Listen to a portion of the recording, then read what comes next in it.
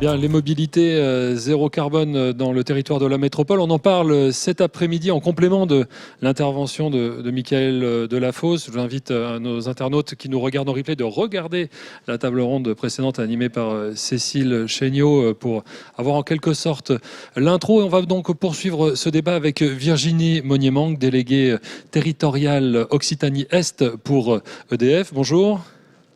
Bonjour. Frédéric Faure, directeur territorial de GRDF. Bonjour.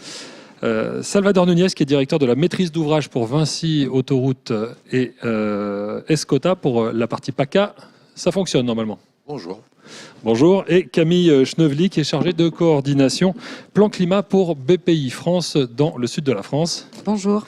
Bonjour. Alors Salvador Nunez, en complément de l'intervention de Michael Delafosse, quand on est un opérateur comme Vinci, comment est-ce qu'on lutte contre ce qu'on appelle l'autosolisme, c'est-à-dire le fait de prendre sa voiture seule, qui congestionne les voies et notamment aux heures de pointe. Je vais juste demander aux personnes qui sont à l'arrière de la salle de bien vouloir, si elles souhaitent s'asseoir, sinon d'aller discuter dans la salle du fond.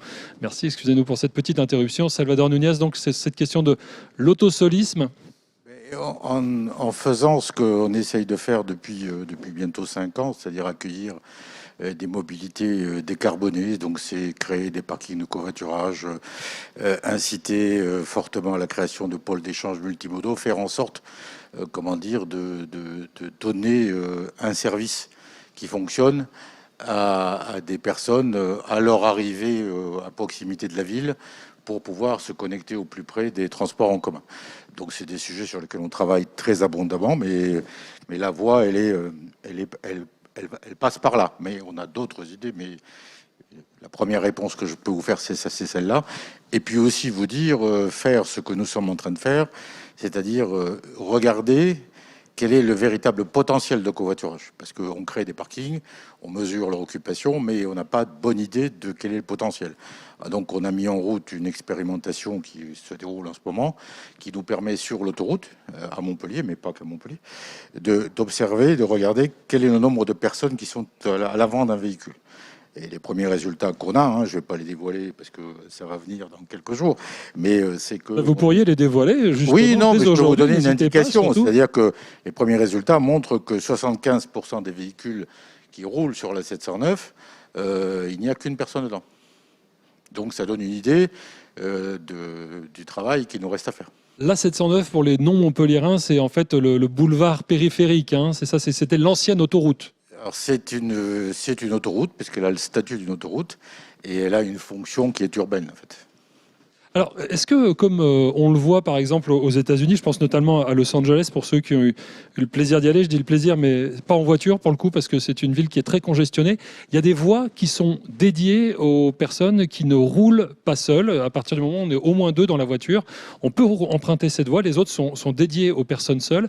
Est-ce que c'est une option qui est envisageable en France, ou est-ce qu'aujourd'hui la réglementation ne vous permet pas de réaliser ce genre d'expérience? Alors, avec la franchise qui me caractérise, ce qui déplaît à certains, mais bon, je ne vais pas changer à mon âge, c'est un peu tard.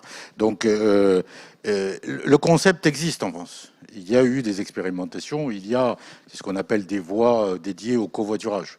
Sauf que, il y a des règles très strictes, notamment sur le réseau autoroutier, qui est national, je le rappelle, pour déterminer à partir de quand ça présente un intérêt.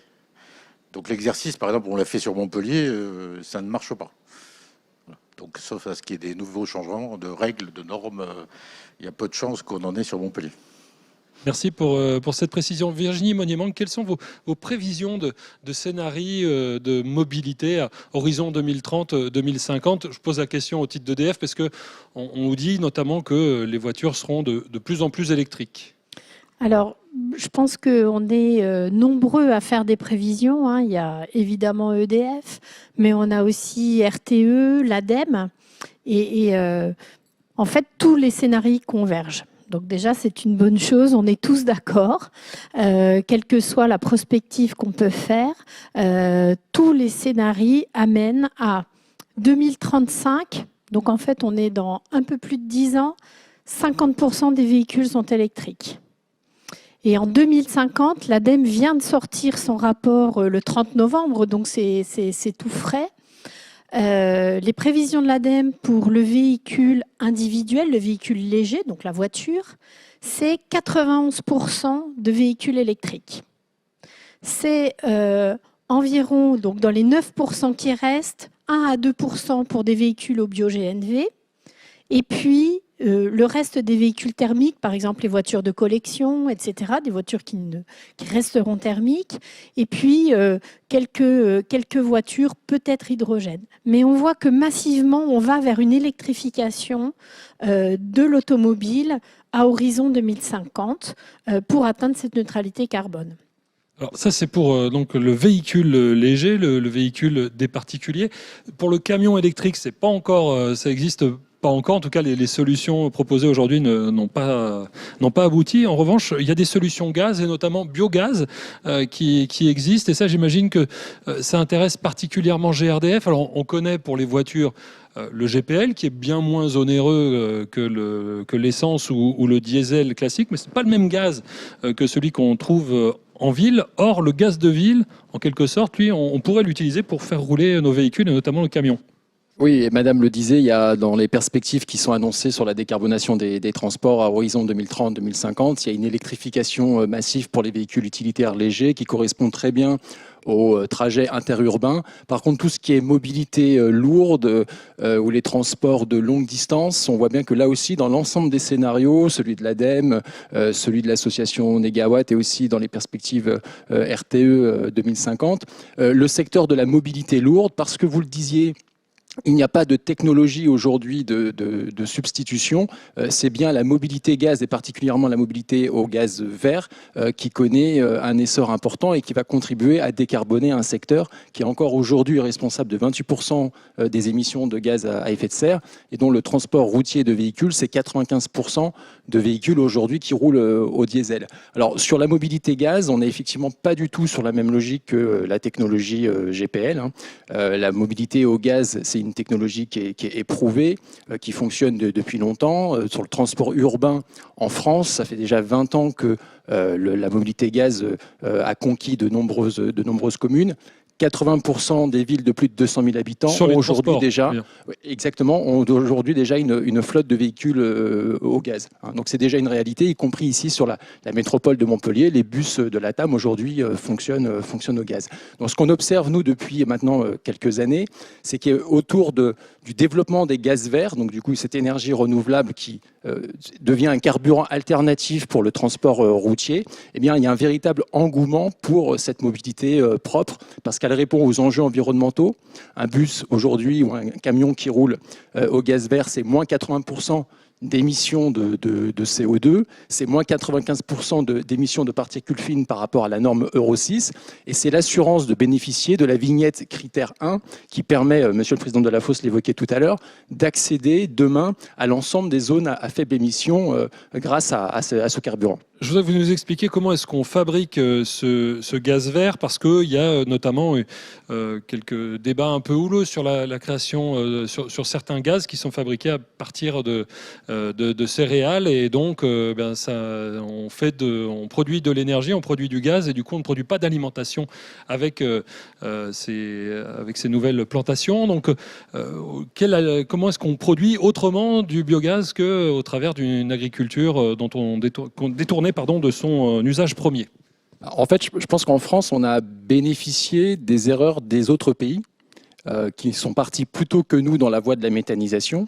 Et notamment en France, on a dédié uniquement à hauteur de 15% la part de déchets agricoles concernés à l'alimentaire qui pourraient servir à la méthanisation. Donc on n'est pas du tout sur des cultures qui vont permettre de faire du biogaz, on est sur de la valorisation des déchets agricoles, des déchets ménagers, des effluents d'élevage et puis des bouts des stations d'épuration. Juste quelques informations sur le gaz vert. Première injection de gaz vert dans le réseau géré par GRDF en France, 2011. Aujourd'hui, on est en 2021. Il y a plus de 336 sites qui injectent sur l'ensemble du territoire national. Une production de gaz vert en 2020 qui était de 3,6 TWh. Alors pour donner un équivalent, c'est la consommation annuelle, tout usage confondu en gaz, d'une métropole comme Toulouse. Donc on est sur une croissance extrêmement forte. 2021, c'est 5,8 TWh de gaz qui ont été produits.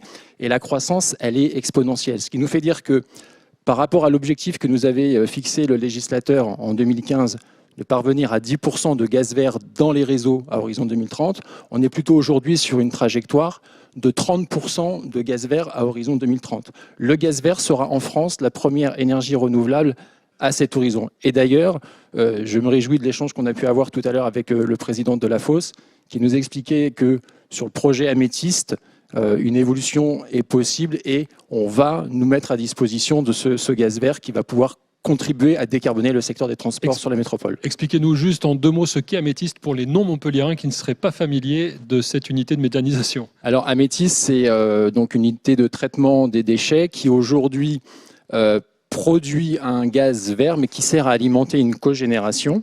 C'est un projet qui est susceptible d'évoluer avec la mise en place de la loi sur le tri à la source des biodéchets. Donc du coup, on va avoir un intrant supplémentaire et de très bonne qualité pour pouvoir produire un biogaz. Et donc, il y a une possibilité, en tout cas un projet sur lequel il va falloir qu'on travaille sur le territoire de manière très concrète. On l'évoquait tout à l'heure pendant la pause.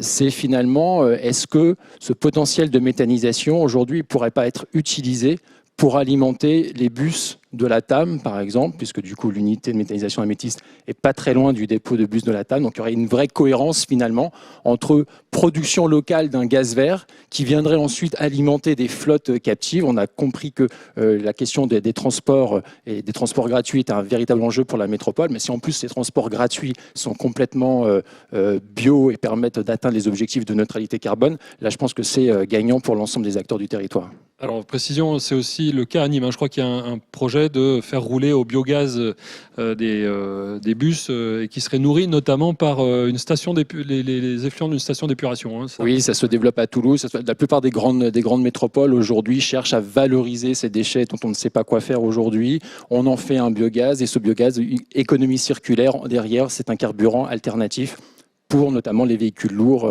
un secteur encore fortement carboné. Virginie Monnier-Mang, avant de passer la parole à Camille Schnebly.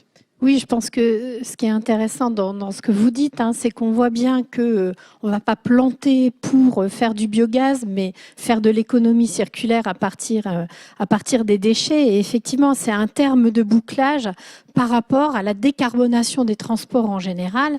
Et donc, ce qu'on voit sur les transports lourds, donc le véhicule individuel, c'est 91%. Sur les transports lourds, on a 2 grandes énergies qui vont permettre de décarboner. C'est l'hydrogène et on voit bien que la région Occitanie, elle s'est lancée dans ce grand plan hydrogène avec 150 millions d'euros. On a des projets hydrogène aujourd'hui pour les cars, pour les bus, pour le transport lourd et c'est vraiment ça qui massivement va décarboner. Et puis après, on aura aussi de l'électricité, alors plutôt sur l'urbain, on va dire, sur les bus, etc. Mais on voit bien que l'hydrogène, c'est quelque part les transports de marchandises, les transports en camion. La région hier à Energaia a parlé de son corridor hydrogène. Donc on voit que l'hydrogène est vraiment au cœur des transports pour tout ce qui est marchandises. Merci. Alors, flotte à hydrogène, flotte électrique, bio-GNV, Camille Schnebly, ça demande des financements parce que le prix de ces véhicules est aujourd'hui sensiblement, euphémisme, supérieur à celui de véhicules thermiques. Et donc si les entreprises notamment veulent investir, on parle de flotte de centaines de véhicules, il leur faut aussi des financements. Est-ce que vous avez des financements qui sont dédiés à BPI France au développement et à l'acquisition, au leasing de ces flottes ? Absolument. Alors je vais juste rebondir sur ce qui a été dit précédemment et me permettre de tenter une petite synthèse. Mais en réalité, on voit qu'il se dessine un mix énergétique selon l'usage, avec le gaz qui est particulièrement silencieux et compatible avec les ZFE, donc qui va être particulièrement développé sur l'interurbain, alors que en termes de possibilités sur des longues distances, l'hydrogène est plus proche des capacités du diesel et les biogaz également. Chez BPI France, notre champ d'intervention, c'est les entreprises. Donc évidemment, on intervient, on les accompagne en financement, mais pas que. En Occitanie, on a trois directions régionales, une à Toulouse, une ici à Montpellier et une délégation à Perpignan. Ça représente 4450 entreprises accompagnées pour l'an dernier. Ça fait en chiffres, en financement, en garantie, en financement de l'innovation, en court terme, ça représente 1,7 milliard. Donc c'est une présence massive de BPI France pour accompagner les entreprises. Et en matière de transition, on a déployé un plan climat avec la volonté d'être au plus près des besoins des entreprises pour leur financement, mais également sur un volet accompagnement qui est très important. Sur la partie financement, pour répondre très concrètement sur le secteur du transport, ça se traduit par une politique d'intervention volontariste parce qu'on a des technologies sur les véhicules hybrides non thermiques ou en tout cas en partie non thermiques, des technologies qui ne sont pas encore totalement matures pour certaines. Et malgré tout, alors qu'on est un établissement de crédit qui finançons, donc on doit gérer notre risque, on va avoir une politique volontariste. L'entreprise qui est prête à dépenser plus pour acheter une flotte non thermique, nous, notre action, ça va être de la financer sur des durées plus longues pour être incitatif, pour lui permettre d'accéder à ce type de flotte. Plus longue, mais alors plus longue, on peut aller jusqu'à des durées plus longues de 2 ans par rapport à ce qu'on fait habituellement. Donc c'est important parce que ça permet de lisser le coût pour l'entreprise avec des taux similaires, tout à fait. Et puis, je parlais du volet accompagnement qui est très important parce qu'on intervient sur le transport, mais sur tous les pans de l'économie. Et on a notre lab BPI France qui a interrogé l'ensemble, un panel d'entreprises sur tout le territoire, de toute taille, de tout secteur d'activité, pas uniquement nos clients. Et en fait, il en ressort un chiffre qui est intéressant, c'est que 80% des dirigeants sont convaincus de la nécessité d'agir en faveur de la transition écologique et énergétique. Et alors, le pendant, c'est que seulement 30% d'entre elles le font.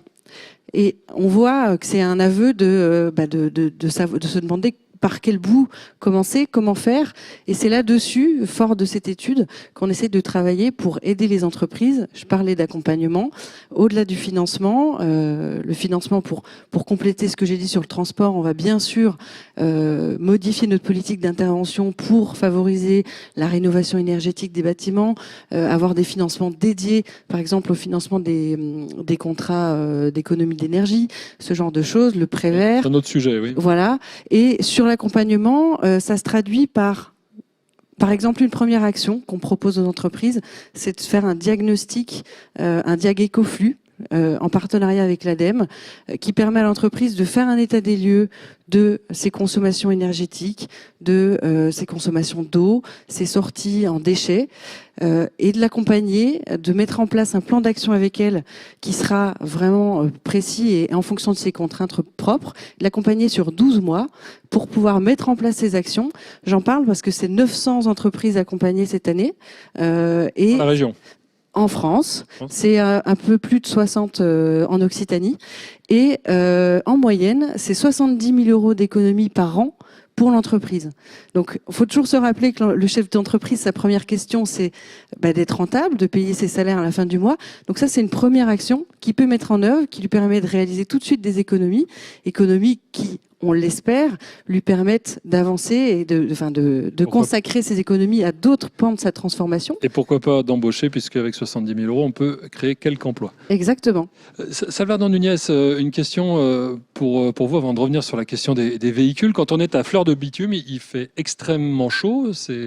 Quand le revêtement noir, notamment, favorise cette chaleur. Est-ce que, d'une façon ou d'une autre, on peut réfléchir à récupérer cette chaleur et à l'utiliser à autre chose, ou alors à réduire également la chaleur au sol pour réduire la température ambiante, ou ce n'est pas un sujet? Je vais vous dire que moi je ne suis qu'un ingénieur, donc si vous voulez, donc je ne suis que journaliste, donc oui, on devrait s'en tirer. Donc le revêtement que vous désignez peut être chaud que s'il fait chaud, parce que tout seul il chauffe pas. Oui, en ce moment il doit être relativement froid, y compris ici. Il existe des techniques effectivement qui permettent de faire ce que vous dites. mais elles existent, la technologie est développée, mais elles ne sont pas suffisamment aujourd'hui performantes pour pouvoir être mises en œuvre sur des réseaux autoroutiers ou sur des routes qui supportent des trafics importants. Ça peut se faire sur des réseaux routiers urbains peu chargés, voilà. Mais des technologies de ce genre, c'est pas sur ça qu'on travaille. On travaille plutôt sur d'autres sujets. Lesquels? Non, ben, c'est des sujets sur lesquels il y a des expérimentations aujourd'hui en Allemagne, hein, par exemple, où on incorpore à la route des rails avec des véhicules qui ont des espèces de pédales qui se déploient. C'est un peu comme des technologies qu'on connaît bien, qui permettent de recharger les véhicules en roulant. Des voies, l'État a fait des études en ce sens pour ce qu'il appelle l'autoroute intelligente, c'est-à-dire des voies dédiées pour recevoir des véhicules qui pourraient être encore thermiques ou pas d'ailleurs, pour créer des convois qui seraient tractés par des espèces de motrices à hydrogène, pourquoi pas, et les amener à bon port, à des endroits où ces véhicules pourraient amener la marchandise, ce qui permettrait de décarboner de manière très substantielle. C'est pas du ferroutage, mais oui, ça ressemble. c'est les mêmes principes que le ferroutage, mais nous, on se dit que pourquoi pas, et on n'est pas les seuls. Voilà, donc il suffit de décider, et puis je pense qu'on pourrait le faire très vite. C'est des scénarios qui sont crédibles. Aujourd'hui, vous militez vous-même pour l'utilisation on fait plus que militer, parce que moi, je peux vous dire, puisque j'en fais une grosse partie, qu'on y travaille de manière très ardente. D'un point de vue technique, hein, si j'ose dire, parce que le tout, c'est pas de dire, voilà, ça serait bien de faire, on va encore vérifier que c'est faisable. Oui, c'est tout à fait faisable, il faut juste modifier l'autoroute pour ce faire, voilà. Pour votre info, aujourd'hui en Allemagne, il y a des entreprises qui expérimentent ce genre de sujet en réel. Tout comme elles expérimentent le fait de couvrir l'autoroute pour fabriquer de l'énergie, pour justement faire face à ce que pourraient être des futurs PL poids lourds à alimentation électrique. Donc, je pourrais vous en citer pendant un moment, hein, des sujets sur lesquels on travaille. Mais oui, c'est le fond de l'histoire, c'est de transformer l'autoroute. Hein. C'est comme pour le véhicule autonome, c'est pour des tas de... Si l'autoroute telle qu'elle est aujourd'hui ne peut pas répondre à ses besoins, il est impératif de la transformer. Quand vous parlez de transformer, vous parlez de transformer le bitume et l'infrastructure, ou vous parlez de transformer l'usage de l'autoroute? Et les deux. C'est transformer l'infrastructure en lui donnant des équipements qui sont destinés à faire des choses comme je viens de les évoquer, mais aussi les usages, oui, c'est-à-dire accueillir la mobilité, favoriser, lutter contre l'autosolisme, faire en sorte que l'activité publique qui existe depuis des années pour diminuer les parts modales de la route qu'on puisse participer à cet élan-là. Alors là, vous évoquez un scénario donc, qui semble plausible dans votre bouche. Il faut un geste politique pour y parvenir. Si vous deviez donner une échelle de prix, est-ce qu'on se repaye une autoroute complètement nouvelle quand on change les infrastructures, ou c'est un coût raisonnable? Prenons l'exemple d'ici, par exemple, si on devait refaire, on parlait de la 709, si on devait équiper de ce type d'équipement les routes. Moi, je vais vous répondre. Sur la 709, on n'a pas fait le calcul spécifiquement. Donc, je ne vais pas vous répondre là-dessus, puisque sinon, je vous raconterai des histoires. Sinon, on diviguerait. Voilà. Oui, donc, par contre, on a fait une première approche macro, parce qu'on n'a pas un niveau de détail qui nous permet de dire c'est exactement tel prix. Aujourd'hui, on estime que pour arriver à l'horizon 2030, à tenir les objectifs qui sont partagés par tous, puisque tout le monde doit s'y mettre, et c'est un défi majeur. C'est une enveloppe de 60 à 70 milliards d'euros qu'il faudrait mettre sur le réseau autoroutier. Hein, pas que celui qui est concédé, le réseau autoroutier dans sa globalité. Et je voulais profiter de l'occasion pour dire que, compte tenu de ce qu'est l'émission de la route, dans le secteur des transports, c'est-à-dire quasiment tout, si j'ose dire, il n'y aura jamais de décarbonation si la route n'est pas décarbonée. Donc, et c'est un sujet dont on parle peu, probablement parce que la route a toujours été en France un sujet tabou, je ne sais pas pourquoi, mais bon, c'est comme ça, c'est très français. Mais pour le faire, il va falloir une sacrée volonté politique. Dont vous ne doutez pas. Moi, je suis toujours un éternel optimiste. Mais va falloir y aller. Merci. Alors, Frédéric Faure, une question pour vous. Il me semble que en préparant cette table ronde, j'ai regardé un petit peu les chiffres en Europe, et notamment ceux des camions qui roulent au bio-GNV. Il me semble qu'on a des pays voisins, et notamment en Italie, où les flottes sont beaucoup plus développées. À quoi est-ce qu'on attribue ce développement particulier des flottes en Italie ? Je vous confirme qu'il y a des pays où c'est beaucoup plus développé qu'en France, mais ça évolue très vite. Moi, je retiens deux choses. C'est l'urgence qui a été évoquée tout à l'heure par Monsieur le Président Delafosse, et la question de l'allocation des ressources.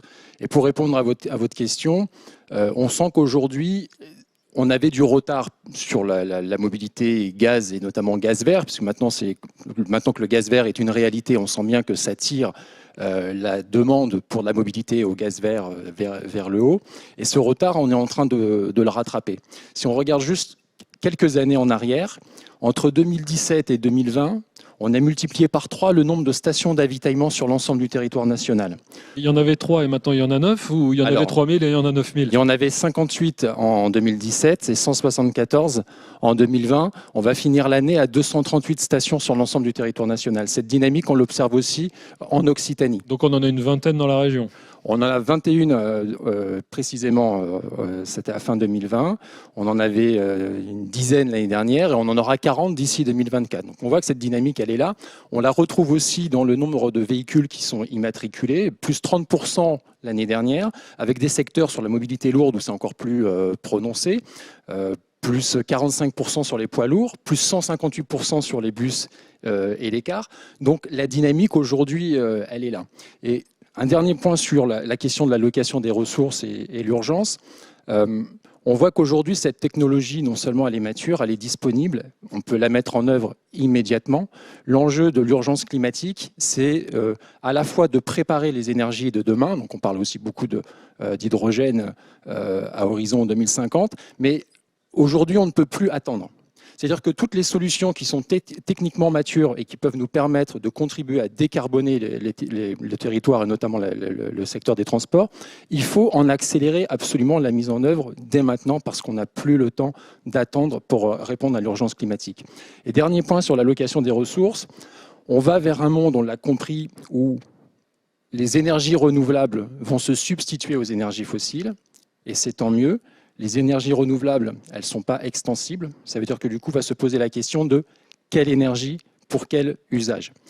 Dernier point sur ce que disait le scénario ADEME qui est sorti au mois de novembre, c'est l'hydrogène dont on parle beaucoup aujourd'hui, notamment l'hydrogène vert, parce que sinon ça n'aurait aucun sens.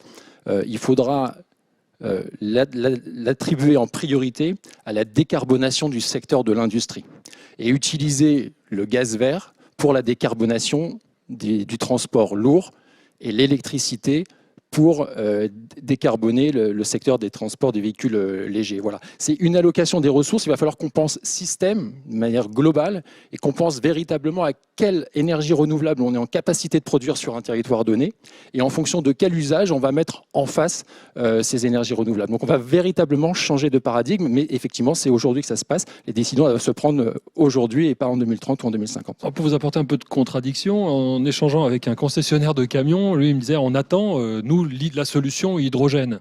Oui, il attend la solution hydrogène.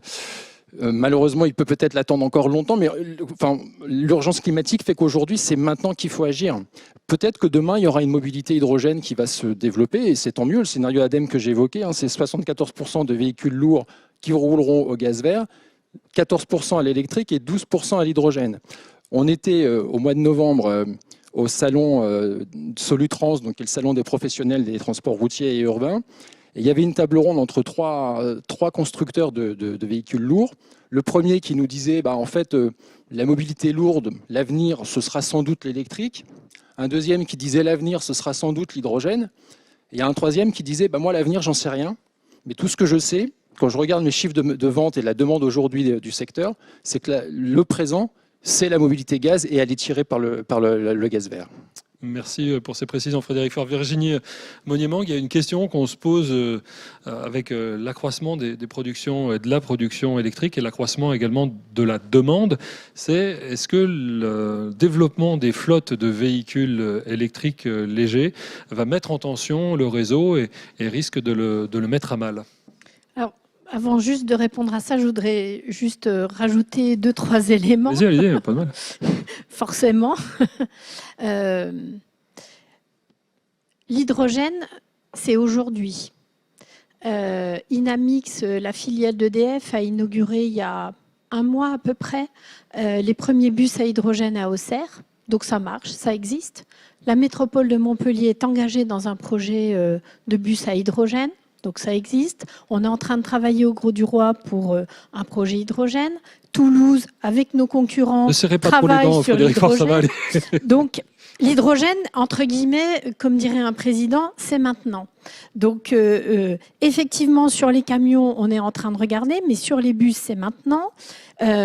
Je rajoutais une chose aussi, c'est que l'hydrogène pour la région Occitanie, c'est aussi des emplois locaux, parce que Safra, une entreprise occitane, alors du côté de Midi-Pyrénées, mais je pense qu'aujourd'hui on est tous occitans, est en train de travailler sur la production de bus à hydrogène. Donc c'est aussi une question de souveraineté énergétique, c'est une question de souveraineté économique, et donc ça veut dire qu'il faut aussi des solutions qui permettent de produire avec les énergies renouvelables ici, maintenant, et avec des solutions décarbonées. Donc voilà juste les précisions où on donne l'impression que l'hydrogène c'est en 2050. Non, il y a déjà des solutions aujourd'hui. Alors, sur le véhicule... juste, je me permets de prendre la défense un peu de monsieur là, qui serre les dents, mais tout à l'heure, il a quand même précisé qu'il y avait des solutions locales de production de bio-GNV, notamment au niveau des stations d'épuration et autres usines de méthanisation. Mais il en faut. On est dans un mix énergétique. Celui qui vous raconte que tout va être hydrogène, tout va être électrique ou tout va être au bio-GNV, pour le coup, celui-là, on sait qu'il se trompe. Donc, on sera sur un mix énergétique. La question aujourd'hui, et ce matin on avait le président de la commission de régulation de l'énergie française, il explique qu'on va électrifier et qu'on va augmenter de 50% nos besoins en électricité, mais globalement c'est dans le transport déjà qu'il faut y travailler. L'habitat, c'est pas le sujet aujourd'hui, mais dans le transport. Et donc, est-ce que les véhicules électriques, je reviens à votre question... mettront en tension le réseau? Non. Alors... Pourquoi ? Parce qu'en fait, les véhicules électriques, aujourd'hui, permettent, par plusieurs technologies, d'aller charger. On en a parlé un petit peu ce matin. On a un projet qui est un démonstrateur français en Occitanie qui s'appelle Flexitanie. Avec ce véhicule qui charge de l'électricité et qui le décharge quand on le souhaite, en fait, on charge au moment où on a du soleil et de l'éolien. Et on décharge, par exemple, le soir, quand tous les gens rentrent à la maison et utilisent l'électricité. Et des rapports RTE sur justement ce qu'on appelle le véhicule to grid ou le véhicule réseau permettent de montrer qu'avec 20% d'une flotte de véhicules électriques en véhicules chargés intelligemment, on arrive pour une région comme la région Occitanie à faire 2 choses, et c'est essentiel. La première, c'est qu'on ne construit pas de centrales gaz pour compenser l'intermittence des énergies renouvelables. Et ça, c'est très important parce qu'aujourd'hui, en Allemagne, on produit 900 millions de tonnes de carbone, là où la France en produit 460. Et vous savez pourquoi ? Parce qu'on a installé des centrales gaz et charbon à qui mieux mieux. Donc notre objectif, ce n'est pas d'installer du renouvelable, c'est de décarboner. Et le renouvelable est une solution. Donc premier objectif. Deuxième objectif, on arrive donc à éviter la production de carbone. Et ce matin, le directeur régional d'Enedis nous expliquait qu'en 2050, on aurait 12 heures de production qui serait solaire excédentaire en 2035 et en 2050 en Occitanie. Donc ça veut dire qu'on installe des panneaux photovoltaïques et éoliens, mais ils ne tournent plus. Avec un véhicule en recharge intelligente, on évite ce qu'on appelle ces écrêtements et donc on permet le développement des énergies renouvelables et en même temps la mobilité électrique. C'est coup double. Merci. Alors Camille Schnevely, j'imagine qu'à BPI France, puisque vous financez les déplacements, en tout cas les modes de déplacement des entreprises, vous avez également identifié quelques zones dans lesquelles on utilise peut-être davantage des véhicules électriques, d'autres sur lesquelles on utilise plutôt le gaz et d'autres sur lesquelles on utilise d'autres modes de transport.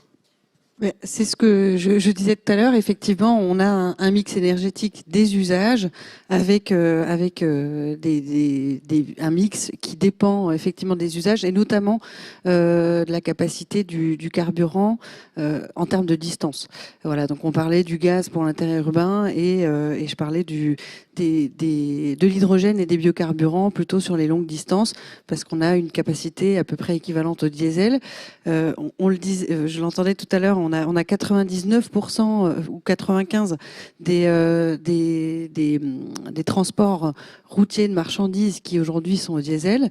Ça représente 600 000 camions et c'est à peu près 90% des biens et des marchandises que l'on consomme qui passent par ce réseau routier, d'où l'enjeu qui est énorme. Hein. Vous le rappeliez, on est sur 25% des émissions de gaz à effet de serre en France dues au transport. Oui, voilà. Ce qu'on peut dire d'autre, nous, dans les convictions qu'on se fait sur en tout cas, dans nos leviers d'action, c'est ce qu'on détecte, c'est vraiment le besoin pour les entreprises d'être informées. Plus elles sont informées, plus elles mettent la transition au cœur de leur stratégie, parce qu'elles identifient des leviers d'action et des opportunités business. Il y a beaucoup de contraintes réglementaires en plus qui arrivent, notamment sur le transport, parce que c'est un des secteurs jugés prioritaires par l'Europe, mais pas uniquement. Donc notre volonté, c'est d'aider les entreprises à prendre la marche dès maintenant, à saisir des opportunités, à être proactives, plutôt qu'à subir les contraintes qui arrivent. Et il y a un volet qui est important chez nous. On l'a fait en poussant la French Fab, par exemple, et la French Tech. On le fait aujourd'hui pour la transition énergétique et écologique avec un nouvel emblème qui s'appelle le coq vert. C'est une communauté d'entreprises engagées en faveur de la transition écologique et énergétique, à qui on va donner un espace en fait de discussion et d'échange, parce qu'on le voit, les entreprises ont besoin, les dirigeants ont besoin d'échanger entre pairs, de partager leurs bonnes pratiques pour phosphorer, pour trouver des bonnes idées et pour avancer sur ces questions, soit démarrer leur transition, soit aller plus loin. Et cette communauté, on l'anime chez BPI France en partenariat avec l'ADEME et elle est gratuite. Il suffit pour l'entreprise d'en faire la demande et on va lui mettre à disposition donc cette communauté de pairs avec qui elle peut échanger, également des outils de formation, d'information en partenariat avec les mines ParisTech et un dispositif aussi de communication. On en parlait, il y a des sujets de recrutement. Il y a besoin pour l'entreprise de travailler sa marque employeur et pour cela, on le sait, les jeunes sont de plus en plus intéressés et se posent la question de ce que fait l'entreprise et quel est son impact. Donc, il y a beaucoup d'entreprises qui font déjà énormément de choses, mais qui ne le valorisent pas. Et ça, on ne le voit pas. Donc, on essaye de les aider au maximum à valoriser les actions qu'elles font, à aller plus loin ou à démarrer. Et dans cette communauté du coq vert, on a également des offreurs de solutions, parce qu'on identifie dans les freins des entreprises à avancer dans leur transition. L'un de ces freins, c'est l'accès aux technologies, soit parce qu'elles n'existent pas ou elles sont considérées comme pas suffisamment matures, soit parce qu'ils ne les connaissent pas. Merci Salvador Nunez, on va conclure avec vous. J'ai deux petites questions. Je sais, vous l'avez rappelé tout à l'heure, vous n'êtes qu'un ingénieur. Néanmoins, j'ai quelqu'un de Vinci Autoroute devant moi, je ne peux pas ne pas lui poser la question. Est-ce que chez Vinci Autoroute, on réfléchit à des tarifications différenciées en fonction de la motorisation des véhicules, ou est-ce que c'est quelque chose qui n'est pas à l'ordre du jour ? Je ne m'occupe pas de ça, hein, je vais être très honnête, parce que sinon... Je vous répondrai. Je sais qu'à chaque fois que j'ai affaire à des médias, c'est des questions qui font plaisir à poser, donc vous en profitez. Je ne pouvais pas vous poser Moi, la j'ai question. envie de vous dire que nous, on travaille surtout et on essaye toujours d'être en avance. Alors, la question de ne pas être le premier, mais c'est le devoir de toute entreprise comme nous que d'essayer de voir le plus loin possible et de se préparer à ce qui va venir. Nous, on est prêt à tout, mais en matière de tarification de péage, c'est confère le journal officiel, c'est public. La manière dont on détermine le péage, les hausses comme l'ampleur, c'est extrêmement... Vous n'avez pas dit les baisses. Est-ce que vous me posez la question, pardon, mesdames, monsieur, vous posez la question pour le péage, mais vous la posez pour les baisses sur l'énergie, sur le TGV, parce que si vous regardez Alors, sur le de TGV, près, c'était pas le sujet du jour, mais sur Non, l'énergie, mais- on l'a posé ce matin. et le péage pourrait ne pas être un sujet de décarbonation, mais j'aimerais aussi, parce que moi je peux vous donner des études, vous verrez que vous me parlerez plus du péage, hein, mais bon, donc, sur le fond, c'est une vraie question. Et nous, je ne vois pas pourquoi on ne serait pas prêt à discuter avec l'État concédant de ce genre de choses, comme on est prêt à discuter de tout. Ça fait partie d'un dispositif, hein, comme avoir suffisamment de bornes, comme faire les bons choix. Moi, je partage à peu près tout ce qui a été dit, parce que et même les chiffres, on a tous les mêmes, donc il faut qu'on travaille tous ensemble. Moi, je voudrais dire un truc important pour moi, hein, c'est que je ne peux que partager l'urgence, l'importance du défi. Et j'allais vous rappeler ce que M. Delafosse a dit tout à l'heure.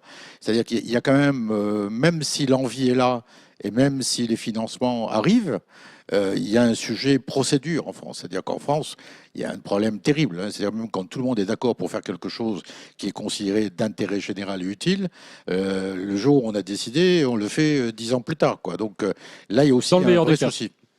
Alors c'est vrai que je voudrais juste revenir sur un dernier point avec vous, Salvador Núñez, parce que quand on a une industrie comme la vôtre, eh bien, on est aussi on a aussi quelques obligations envers l'environnement et notamment à des compensations. Je voulais juste savoir quelles avaient été les compensations auxquelles vous avez opéré sur le territoire montpelliérain quand vous avez fait le contournement dit de la Neuf. Alors, lorsqu'on a déplacé de la Neuf, on a fait des quantités de choses qui étaient soit exigées par la réglementation, notamment d'un point de vue hydraulique, parce qu'on mettait des remblais et donc en général quand vous mettez des remblais, vous devez décaisser 2 fois plus, 3 fois plus pour pas aggraver la situation.